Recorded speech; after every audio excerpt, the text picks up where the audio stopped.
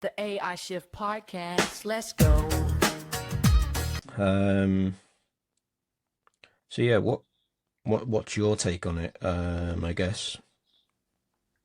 So I guess my first take is that I think AGI has a multitude of different terms, right, depending on which company you're talking to. So I suppose you need to define what AGI is as well for anyone who's not sure. Yeah. Well, and I think it's still subjective, right? So is it, the two biggest trains of thought are AGI is when you have a machine that's more intelligent than a human, and then you have another one like any human, on the planet. But then the secondary one is that it's more intelligent than the collective intelligence of everybody on the planet.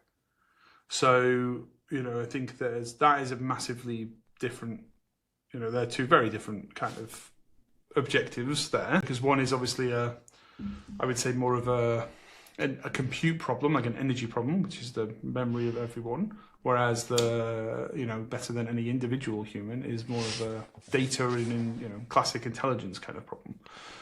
But I do think we are way off the Terminator concept of AGI. But I don't think the AGI that... I think we'll get some element of general, super general intelligence. It just isn't... It probably just won't look like how we think it will look. And even actually OpenAI, I think it was OpenAI or it was Microsoft, they changed their terminology of AGI to be when we can basically return $100 billion of revenue from a request.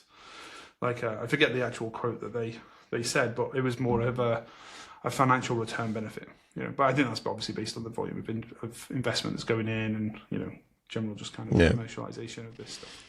So I guess The AI Shift Podcast. Let's go.